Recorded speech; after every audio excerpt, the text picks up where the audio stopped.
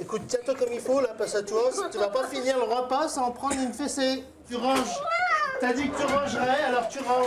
Et t'as fini de faire caca tout le monde? T'as fini? Tu te mets ici, comme ça je peux conduire le chariot tranquille. Bon, Amanda, dépêche-toi à venir. On a marre là, hein. Franchement, commence à pomper au bout d'un moment. Hein. Rémi a 43 ans et des allures de sergent-chef. Il pense que pour se faire obéir par ses enfants, il doit absolument être autoritaire et ne peut s'empêcher d'hurler ses ordres. Alors forcément, c'est loin de leur convenir. Stop! Stop!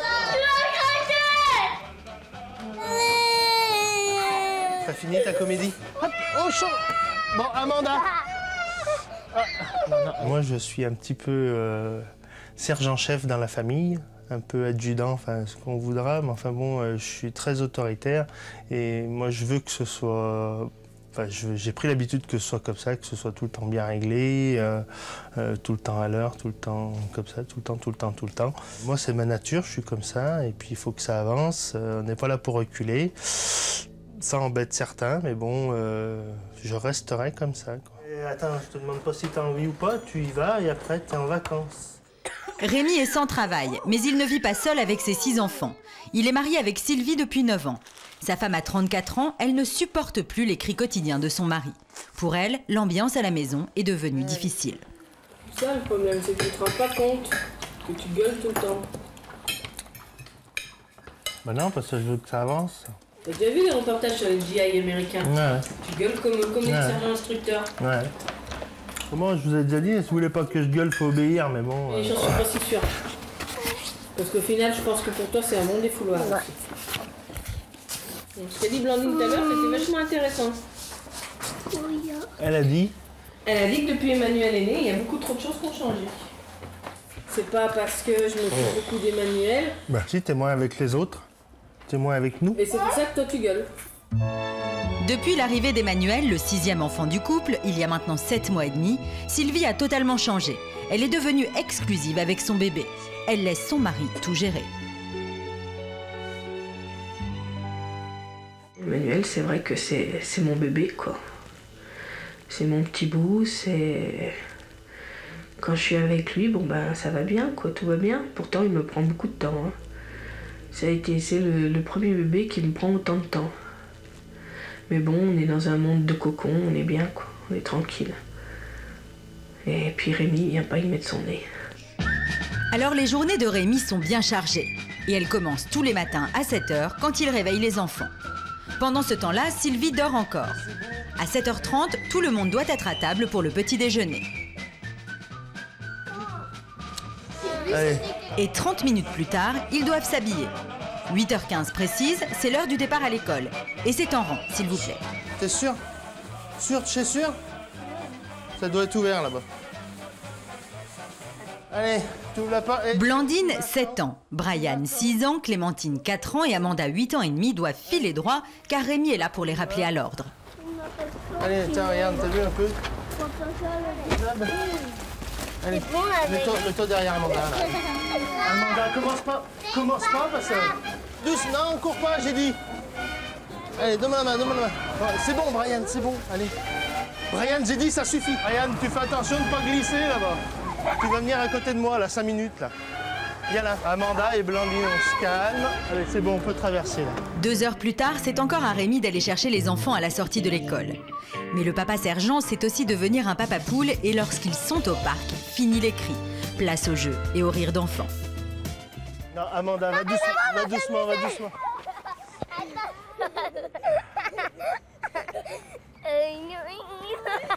Ça caille, hein? Non, mais toi, va doucement parce que ta soeur, elle est au bout, là. Elle se tape les fesses. Doucement. Allez. Doucement. Non, arrête, je vais me fâcher, là. Arrête.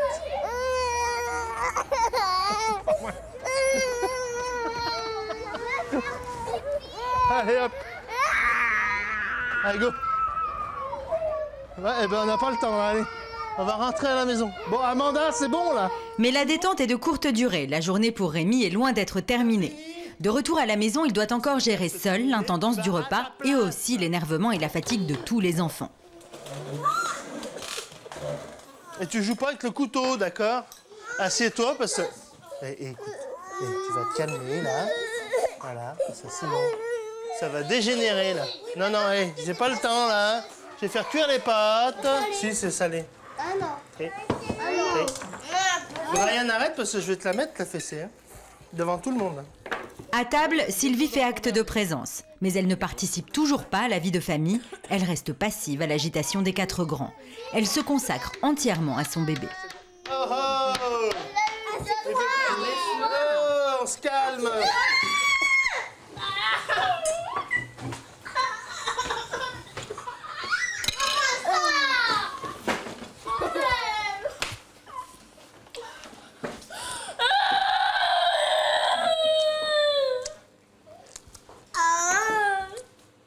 T'en as marre là, hein. Franchement, commence à pomper au bout d'un moment. Hein. Allez. Malgré les ordres et les menaces, Rémi n'arrive toujours pas à se faire obéir. Mais il ne renonce pas pour autant. En fin d'après-midi, Rémi veut que Clémentine range les jouets. Même si elle s'entête à refuser, Rémi ne cède pas. Allez, on range. Mon placard. Ouais, allez. Tu donnes un coup de main à ta soeur. Non, tu ranges. T'as dit que tu rangerais, alors tu ranges. Dépêche-toi. Tu prends les jouets avec lesquels t'as joué et tu ranges. Tu te dépêches. Non, j'ai pas envie. Si, t'as dit que tu rangerais. Ouais. Alors tu te dépêches. Au bout de 10 minutes, Rémi perd son sang-froid et la sanction tombe. Non, t'es puni. Allez hop, tu redescends là. Je veux plus te voir là en haut. Allez hop, tu te tiens là et tu descends. Non, non, mais c'est bon. Tu descends. Moi, ce que je voudrais que tu comprennes, c'est que de toute façon, tu te fatigues, tu nous fatigues et ça nous mène nulle part. Ouais, tout à fait. Alors que si tu trouvais un autre moyen d'avoir autorité sur les enfants, sans que ça prenne la tête à tout le monde, sans que ça pourrisse l'environnement de tout le monde, eh ben, déjà toi, tu te sentirais bien. Ouais. Et puis, tout le monde irait vachement mieux, comme avant. Allez. Allez, ça commence à me pomper. Ça commence à me pomper. Bah, j'ai l'impression de tout faire tout seul, mais enfin bon, quand je dis ça, j'ai l'impression de raconter des conneries. Ah, des fois, je me dis, vivement, je retourne au boulot. Ouais. Elle verra un peu... Elle verra, quoi. Elle sera devant le fait accompli qu'il va falloir qu'elle se débrouille. T'as fini. Hop. Allez, tu vas faire un... Allez. De retour à la maison, l'ambiance est glaciale. Rémi et Sylvie n'échangent pas un mot, chacun va qu'à ses occupations. Sylvie est toujours à l'écart, mais cette fois sans Emmanuel dans les bras. Fatigué, Rémi est sur les nerfs. Il gère le repas de manière très expéditive. Il faut que ça aille vite, dans 30 minutes, les enfants doivent être au lit. Allez, regarde. Allez. Allez, c'est parti. Attention, c'est chaud.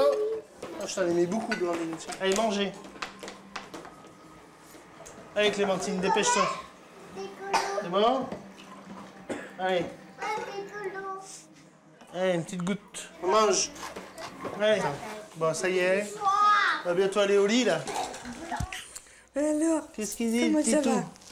Il est 22 h, les enfants sont couchés. Mais la journée de Rémi continue. Il confectionne maintenant des costumes pour le carnaval des 4 grands. Rémi profite de ce moment de calme pour faire comprendre à sa femme la gravité de la situation. Il veut qu'elle reprenne sa place au sein du couple. Emmanuel, il a 7 mois et j'aimerais bien que tu arrêtes de l'allaiter parce qu'on ne peut rien faire, tous les deux. Moi, j'ai l'impression que tu veux m'imposer. Non, je veux pas t'imposer, je tire la sonnette. Je tire la sonnette. Au bout d'un moment, ça fait lourd, quoi. Ah, mais qui doit être prioritaire, le bébé ou l'homme? Ah, va falloir faire des concessions. Comment je fais? Je vais contre mon bien-être et mon désir pour pouvoir contenter tous les autres. Va falloir partager. Parce que ça va pas se faire tout seul. Hein. On n'est plus du tout sur la même longueur d'onde. Bah, non. Toi, tu fais ton petit truc, et puis moi, faut que je fasse mon petit truc, quoi. Waouh. Après, il faut pas péter le câble. Ouais, mais enfin, bon, c'est pas une raison pour que tout le monde en pâtisse de ta mauvaise humeur. Oui, je comprends ce que tu veux dire, mais je suis pas du tout sur la même planète pour le moment. Moi, je suis sur la planète bébé. Non, j'ai une libido 0. Et puis, ben voilà, quoi. Donc moi, ça me manque pas. Ben moi, ça passe super mal, quoi. Si Rémi semble souffrir de l'éloignement de sa femme, apparemment, il n'est pas le seul. Les enfants, eux aussi, ressentent l'absence de la mère. Ce matin, comme dans un conseil de famille, les deux grandes, Blandine et Amanda, décident d'écrire à leurs parents tout ce qu'elles ont sur le cœur. Q-U-O-I.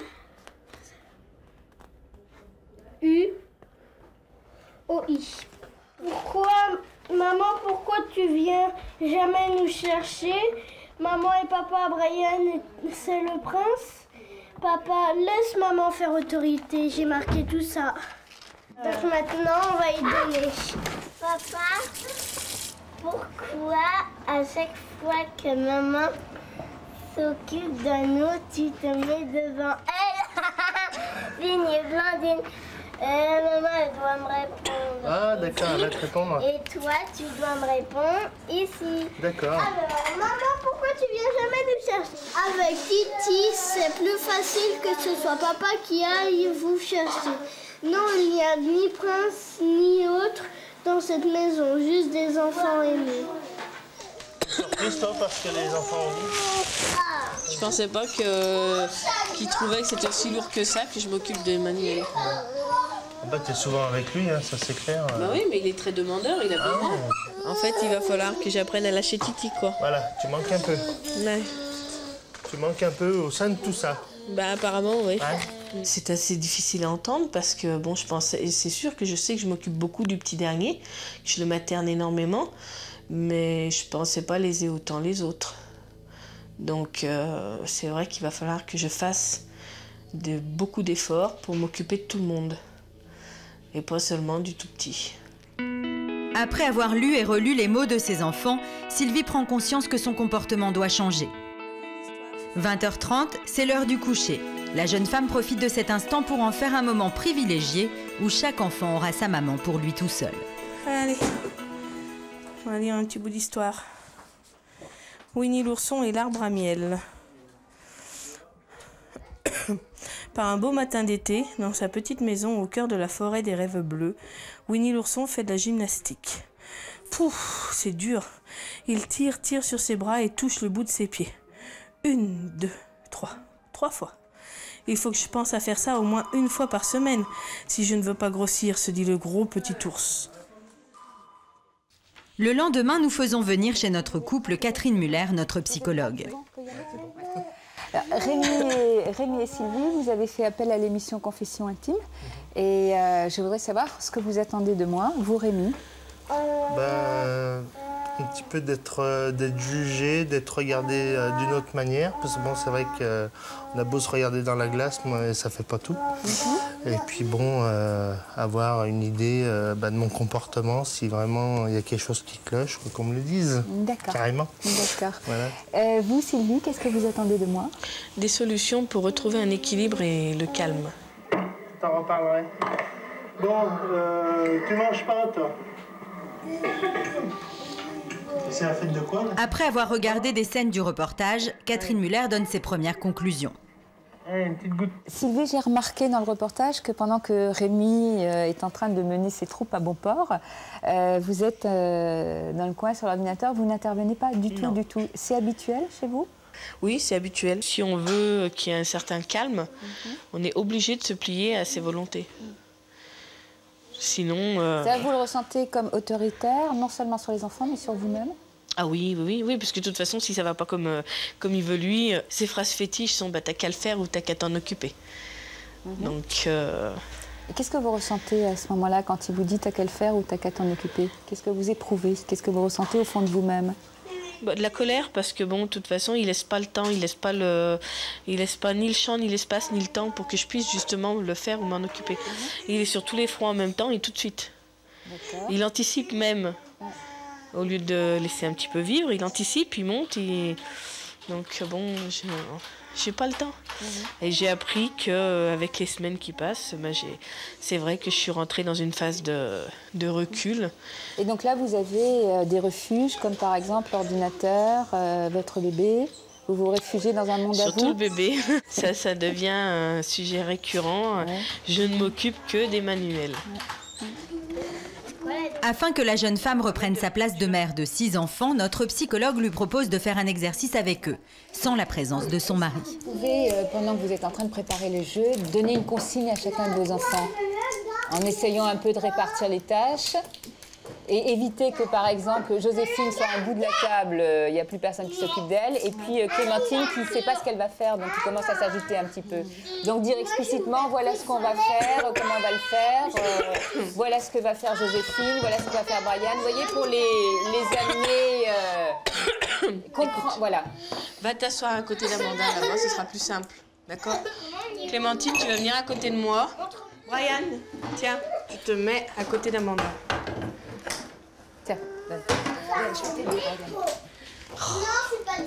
Voilà. Si Catherine Muller insiste autant sur la place des enfants, c'est pour que Sylvie puisse à tout moment porter la même attention à chacun d'eux. Joséphine à côté, pardon, excusez-moi, je vais dégager ça, pardon. Attention les têtes des enfants, voilà, très bien. Merci tout le monde. Qu'est-ce qu'ils vont faire là? Est-ce qu'ils vont faire quelque chose d'individuel ou quelque chose de collectif? Chacun fera à sa façon. Vous prenez les pinceaux, vous mélangez pas les pinceaux. On met dans chaque peinture. Attends, tiens. Une fois que l'harmonie et le calme s'installent autour de la table, notre psychologue demande à Rémi de les rejoindre. Est-ce que vous pourriez dire qu'est-ce que vous avez fait au moment où vous êtes revenu et vous asseoir à la table avec vos enfants? Je leur ai demandé ce qu'ils avaient fait. À chacun d'eux. Voilà. C'est-à-dire que vous avez associé chacun de vos enfants à la vie de la famille. Et c'est exactement ce que Sylvie a fait le temps où vous étiez partis. Et je crois que c'est ce qui explique justement cette harmonie. C'est que là, elle s'est occupée de chacun de ses enfants. Et à égalité de chacun des enfants, ce qui fait qu'ils ont tous participé, ils étaient tous tranquilles. C'est pas tellement qu'il y en a un qui a une petite place et l'autre une grande place. C'est qu'en fait, vous vous répartissez pas de façon égale. Et que tous vos enfants ont besoin de vous, pas seulement les petits. Même si Sylvie et Rémi restent conscients que le changement ne va pas se faire du jour au lendemain, ils savent maintenant quelle attitude avoir pour réussir à recréer une famille nombreuse, unie et heureuse.